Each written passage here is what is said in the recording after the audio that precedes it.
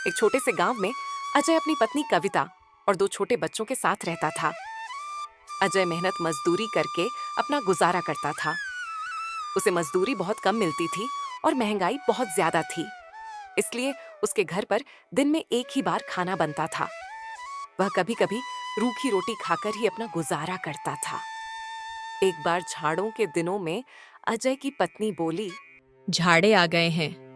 कई साल से हम और बच्चे एक ही कंबल ओढ़कर झाड़ों के दिन काट देते हैं और अब तो वह कंबल भी फटकर तार-तार हो गया है।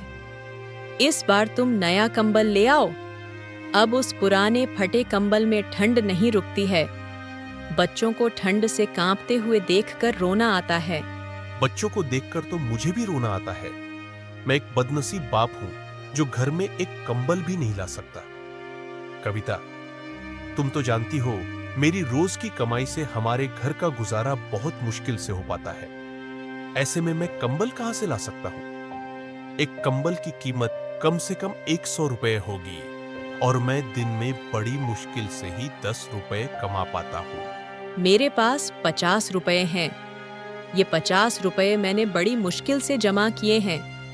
तुम्हारे 50 रुपए श्याम किसान पर निकलते हैं। तुम उससे 50 रुपए लेकर एक कंबल ले आओ। अजय श्याम के घर अपने 50 रुपये लेने पहुंच जाता है।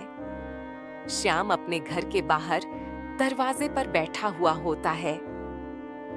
अजय को अपने घर आता देखकर श्याम उससे कहता है, अरे अजय भाई, आज मेरे घर कैसे आना हुआ? सब खैरियत तो है ना?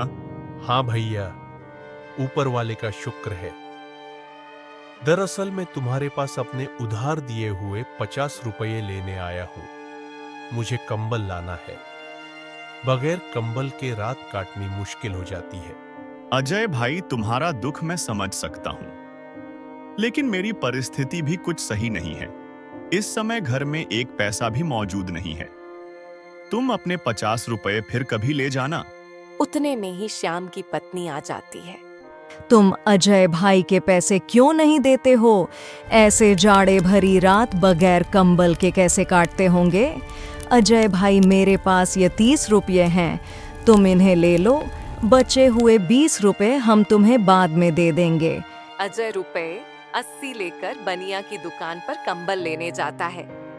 बनिया अजय को बहुत सारे कंबल दिखाता है, लेकिन कोई भी कंबल 100 से कम नहीं होता। सेठ जी, मेरे पास केवल 80 रुपए है। आप मुझे कोई सस्ता सा कंबल दिखा दो। अरे भाई, 100 रुपए से नीचे कोई कंबल नहीं है। सेठ जी, तुम मुझे ये एक 100 रुपए वाला कंबल दे दो। मैं तुम्हें 20 से 4 दिन में दे दूंगा।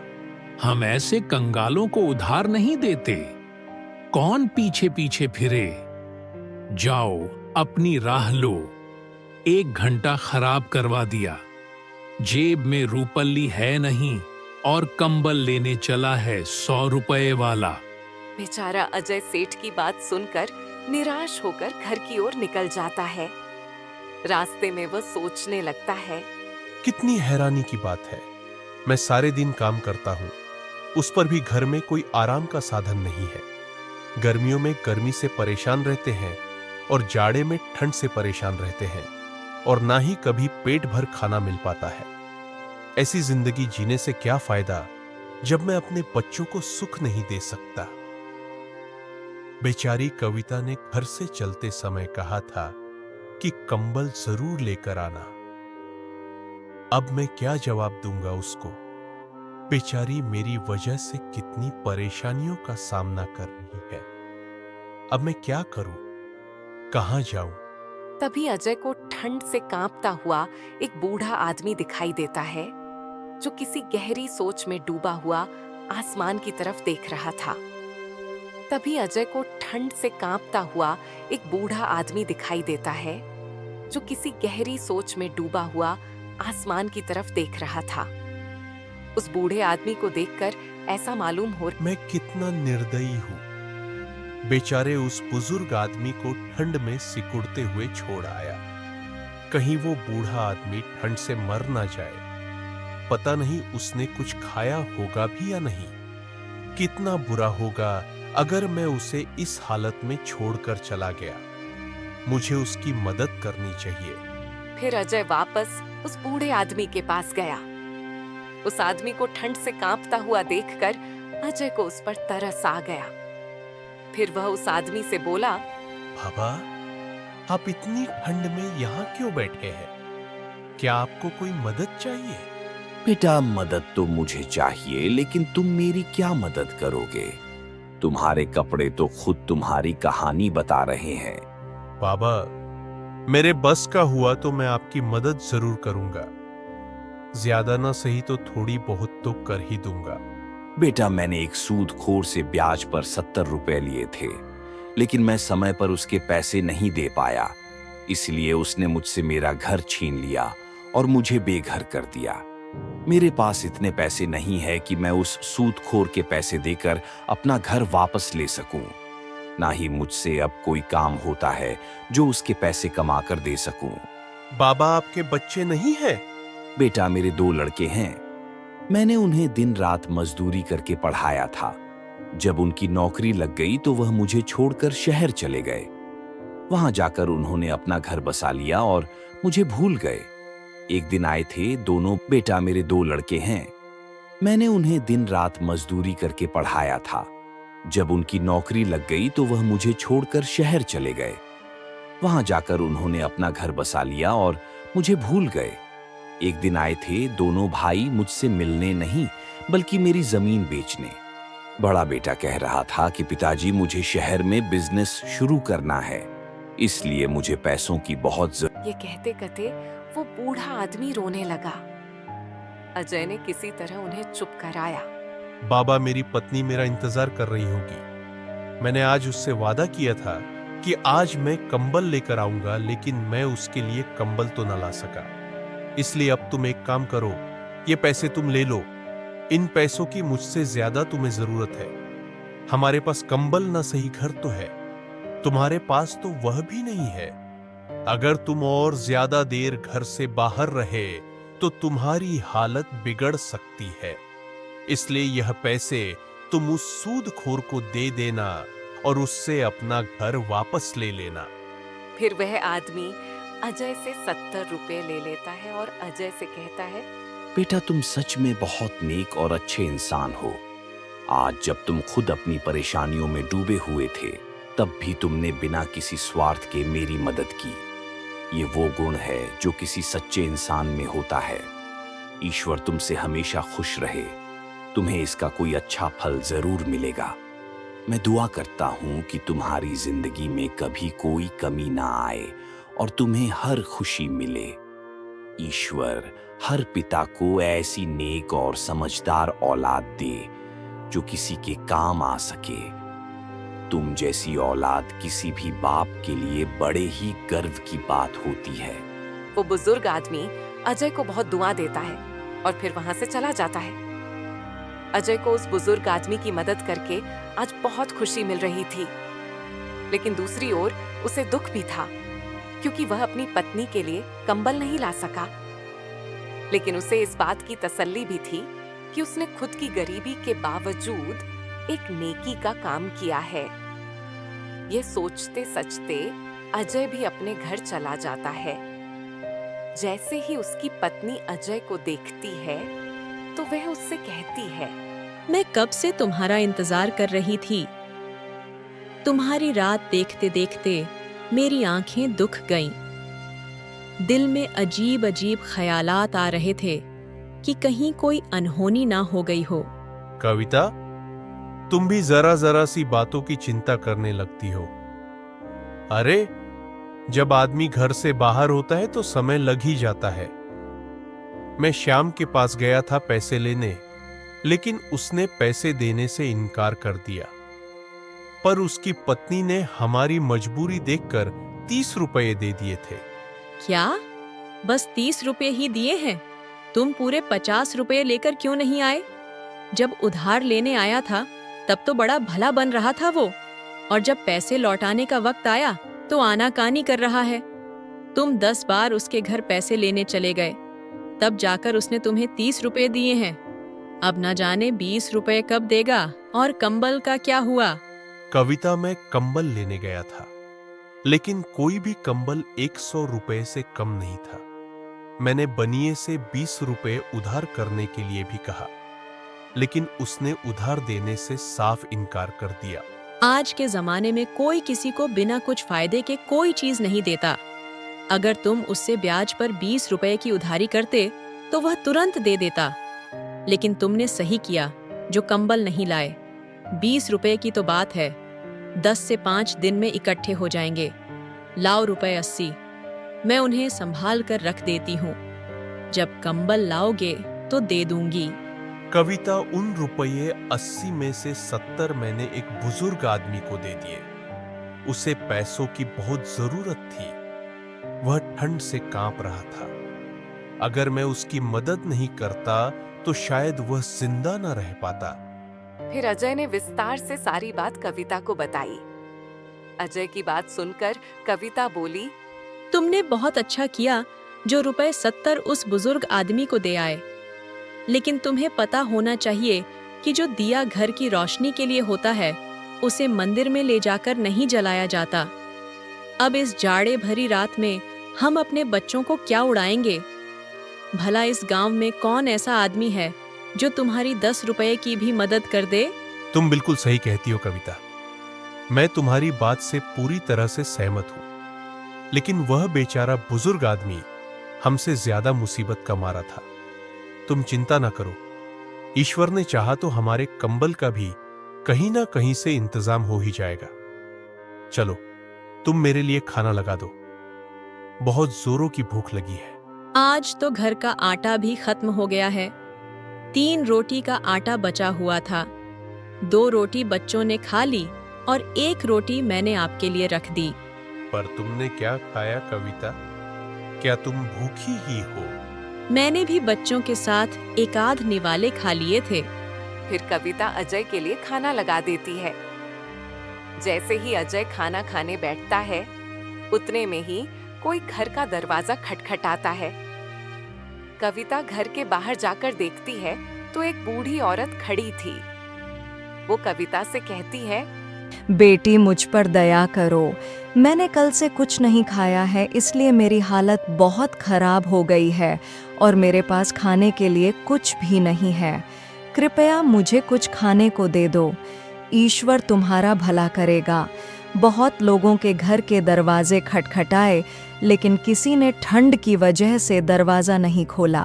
माँ जी, इस वक्त तो हमारे घर में कुछ भी नहीं है जिसे मैं तुम्हें खाने को दे सकूं, और ना ही राशन है जो मैं तुम्हें बनाकर कुछ दे दूं।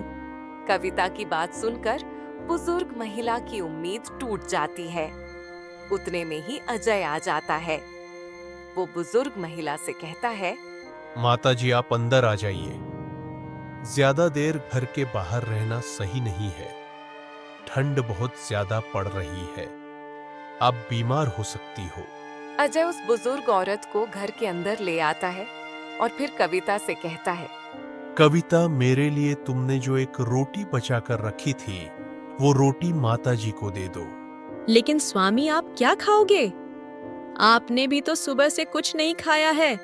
कविता उस रोटी की जरूरत मुझसे ज्यादा माता जी को है, क्योंकि ये मुझसे ज्यादा भूखी है। इसलिए ये रोटी माता जी को दे दो। फिर कविता ने वो रोटी बुजुर्ग औरत को दे दी। बूढ़ी औरत बहुत भूखी थी, इसीलिए उसने वो रोटी तुरंत खा ली। आप लोगों ने इस बुरे वक्त में मेरी सहायता की है। मैं तुम्हारा यह एहसान जीवन भर नहीं भूलूंगी। वो बूढ़ी औरत अजय और कविता को दुआएं देती हुई चली जाती है। संगीत। अगली सुबह कविता अजय से बोली, तुमने भी रात को कुछ नहीं खाया और बच्चे भी थोड़ा बहुत खाकर ही सो गए थे। तुम एक काम करो, तुम्हारे पास जो 10 रुपए हैं, उससे घर का राशन ले आओ। पत्नी के कहने पर रूपेश घर का राशन लेने के लिए बाजार की ओर रवाना हो जाता है। रास्ते में उसे एक बूढ़े आदमी के रोने की आवाज आती है। वो बूढ़ा आदमी अपने बेटे से कह रहा था, बेटा तू मेरी क्यों नहीं सुनता? मैं कितने दिन से कह रहा हूं कि मेरी बीमारी बढ़ती ही जा रही है। तू मुझे किसी हकीम के पास ले चल। पिताजी, मैं आपके इलाज के लिए पैसे कहां से लेकर आऊं? आप तो जानते ही हो मेरे पास एक भी पैसा नहीं है। फिर भी आप बार बार कहकर मुझे शर्मिंदा क्यों करते हो? फिर अजय उस बूढ़े आदमी के पास जाकर उसके रोने की वजह पूछता है तो बूढ़ा आदमी उससे कहता है, मैंने अपने इस बेटे को पालने के लिए दिन रात एक कर दी। बड़ी मेहनत मशक्कत से मैंने इसे पाला है। जब यह 1 साल का था तभी इसकी माँ ईश्वर को प्यारी हो गई थी। मैं चाहता तो दूसरा विवाह कर लेता, लेकिन मैंने इसकी वजह से नहीं किया कि कहीं दूसरी पत्नी इसे परेशान ना करे और इसकी जिंदगी खराब ना हो जाए। और आज जब मैं बूढ़ा हो चुका हूं तो यह मुझे किसी हकीम के पास नहीं ले जाता जिससे मैं अपनी बीमारी का इलाज करवा सकूं। फिर बूढ़े आदमी का बेटा अजय से कहता है, मैं इस बात से सहमत हूँ कि इन्होंने बड़ी ही तकलीफों से मुझे पाला है और पाल पसकर जवान किया है, लेकिन मैं मजबूर हूँ। मेरे पास इतने पैसे नहीं हैं कि मैं इनको किसी हकीम के पास ले जा सकूं। अजय दोनों बाप बेटे की बात सुनकर परेशान हो गया और फिर उसने अपना 10 रुपए जिससे वह घर का राशन लेने जा रहा था बूढ़े आदमी के बेटे को दे देता है। इस 10 रुपए की मुझे भी बहुत आवश्यकता है क्योंकि मेरे बच्चे बहुत भूखे हैं और इस 10 रुपए से मैं घर का राशन लेने जा रहा था जिससे मैं अपने परिवार का पेट भर सकूं। लेकिन अगर तुम्हारे पिताजी को समय से इलाज नहीं मिला तो इनकी जिंदगी को खतरा है। इस 10 रुपए से तुम अपने पिताजी का इलाज करवा लो। उस नौजवान को अजय के इस नेक काम पर विश्वास ही नहीं हो रहा था कि उसने अपनी खुद की मजबूरी होते हुए भी हमारी मदद की है। उसने चाहा कि वह अजय के कदमों में गिर पड़े, लेकिन अजय ने उसे ऐसा करने से रोक दिया और कहने लगा, मेरे भाई अपने पिताजी का इलाज सही से करवाओ और अब हमेशा इनका ख्याल रखना। इसके बाद वह दोनों बाप बेटे अजय को दुआ देते हुए चले जाते हैं। उनके जाने के बाद अजय तरह तरह के ख्यालों में खो जाता है। वो बेचारा बहुत ही हैरान और परेशान था, इसलिए वह सोचने लगता है, घर जाकर कविता को क्या जवाब दूंगा? बच्चे भूखे हैं, मेरा इंतजार कर रहे होंगे कि पिताजी राशन लेकर आते ही होंगे। मैं अब उनके सामने किस मुंह से जाऊं? अगर उस नौजवान की मदद नहीं करता तो उसका बूढ़ा बाप बीमारी की वजह से चल बचता। अब मैं किसी को परेशान भी तो नहीं देख सकता हूं। लेकिन इस दुनिया में बहुत से लोग परेशान हैं, तो क्या मैं सभी की मदद करता रहूंगा? क्या खुद की परेशानी से बड़ी कोई परेशानी हो सकती है? अजय के दिमाग में अनगिनत ख्यालात आ रहे थे। कुछ देर के बाद वह अपने घर की तरफ चल पड़ा, लेकिन भूख की वजह से उसे चला भी नहीं जा रहा था। फिर भी वह अपने घर जाने को मजबूर था। गिरता पड़ता वह किसी तरह अपने घर उसने दरवाजे पर दस्तक दी। उसकी पत्नी और बच्चे इसी इंतजार में थे, इसीलिए उसकी पत्नी ने फौरन दरवाजा खोल दिया। उसकी पत्नी के चेहरे पर खुशी साफ झलक रही थी, लेकिन जब उसने पति के चेहरे पर मायूसी और हाथ खाली देखे तो कविता की खुशी पल भर में गायब हो गई। कविता अजय से कहने लगी, क्या हुआ जी? तुम तो घर का राशन लेने गए थे, फिर खाली हाथ वापस क्यों लौट आए? कविता एक आदमी को इलाज की सख्त जरूरत थी, लेकिन उसके पास पैसे नहीं थे जिससे वह अपना इलाज करवा सके। मुझसे उसका दर्द देखा नहीं गया, इसलिए मैंने वह 10 रुपए उस आदमी को दे दिया। अपने पति की बात सुनकर कविता गुस्से से आग बबूला हो उठी और फिर अजय से बोली, तुम्हें तो सिर्फ दूसरे लोगों का दर्द दिखाई देता है। अपने बच्चे भूख से तड़प रहे हैं, उनकी कोई फिक्र नहीं है और कल से खुद ने भी कुछ नहीं खाया।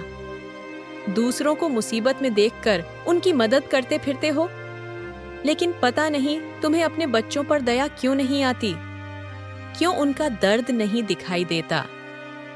अब तुम ही बताओ, मैं अपने बच्चों को क्या खिलाऊं जो उनकी भूख मिट सके। अब मेरे बच्चों में ज्यादा देर तक भूख बर्दाश्त करने की हिम्मत नहीं है। अब तो लगता है भूख के मारे इनकी जान ही निकल जाएगी। कविता, ऐसा मत कहो। जो चीज जिसके नसीब में होती है वो उसी को मिलती है। वो बेचारा बूढ़ा आदमी बहुत मजबूर और लाचार था। अगर तुम भी उस बूढ़े आदमी की फरियाद सुनती तो तुम भी वही करती जो मैंने किया। कविता, तुम विश्वास रखो, ईश्वर हमारे लिए भी कोई रास्ता जरूर निकालेगा। अजय की बात सुनकर कविता का गुस्सा शांत हो गया। फिर वह कविता से बोली, तुम एक काम करो मेरी, ये सोने की अंगूठी साहूकार के पास गिरवी रखकर कुछ पैसे ले आओ। जब हमारे पास पैसे हो जाएंगे तो हम साहूकार से अंगूठी वापस ले लेंगे। फिर अजय ने अपनी पत्नी से अंगूठी ले ली। वो नहीं चाहता था कि साहूकार के पास अंगूठी गिरवी रखकर पैसे ले आए, लेकिन बेचारा मजबूर था। बिना कुछ कहे चुपचाप साहूकार के घर की ओर चल पड़ा। अजय को अपने घर देखकर साहूकार बोला, अरे अजय, बताओ कैसे आना हुआ तुम्हारा यहाँ? साहूकार जी, मुझे कुछ पैसों की जरूरत है। थोड़े बहुत दिन में मैं आपके पैसे लौटा दूंगा। अजय, पैसे तो मैं तुझे दे दूंगा, लेकिन तुम्हें पैसों के बदले कुछ गिरवी रखना होगा। मैं तुम्हें पैसे दे सकता हूं, और जब तुम ब्याज के साथ मेरे पैसे लौटा दोगे तो मैं तुम्हारी गिरवी रखी चीज वापस कर दूंगा।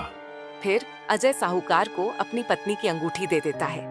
अंगूठी लेकर साहूकार अजय को पैसे दे देता है। अजय पैसे लेकर बाजार से घर का राशन ले आता है। उसके बाद उसकी पत्नी खाना बनाती है और सभी खाना खाते हैं, और खाना खाने के बाद वह सो जाते हैं। सिपाहियों ने हमें पकड़ लिया तो राजा हमें जिंदा नहीं छोड़ेगा। मैं तो कह दूंगा कि तुमने ही मुझे चोरी करने के लिए कहा था। मेरी पत्नी हमेशा मना करती रही कि मैं तुम्हारे साथ ना रहूं, लेकिन मैंने उसकी एक ना सुनी और आज मैं इस मुसीबत में फंस गया। क्या मैंने कहा था तुम्हें चोरी करने के लिए? अरे तुम ही रोज मुझसे कहा करते थे मुझे अपने साथ ले चलो। आज पहली बार तुम्हारी वजह से यह मुसीबत खड़ी हुई है, वरना आज तक मुझ पर किसी को शक नहीं हुआ है। भाई, मैं तुम्हारे हाथ जोड़ता हूं, किसी भी तरीके से इस परेशानी से निकलने का कोई रास्ता सोचो। मैं मरना नहीं चाहता। मेरे बच्चे मेरा इंतजार कर रहे होंगे। एक काम करते हैं, इस सोने के सिक्कों की थैली यहीं छोड़ चलते हैं। इसी में हमारी भलाई है। अगर जिंदा रहे तो पैसे और कमा लेंगे, अगर पकड़े गए तो खैर नहीं। फिर वह दोनों चोर सोने के सिक्कों से भरी थैली अजय के घर में ही छोड़कर चले जाते हैं। सुबह जब अजय और उसकी पत्नी सोकर उठते हैं तो देखते हैं कि एक थैली रखी है। अजय ने जब वो थैली खोली तो सोने के सिक्के देखकर उसके होश उड़ गए। लगता है ये सब ईश्वर की मेहरबानी है। उन्होंने ही हमारी परेशानी देखकर ये सिक्के हमारे घर में रखे हैं। कविता, मैं न कहता था कि एक दिन ईश्वर हमारी परेशानी जरूर दूर करेंगे। उन सोने के सिक्कों को पाकर अजय कुछ ही दिनों में बहुत मालदार हो जाता है। उसके बाद वह अपने लिए एक अच्छा सा मकान बनवाता है और फिर वह अपनी पत्नी के साथ खुशी से जीवन बिताने लगता है।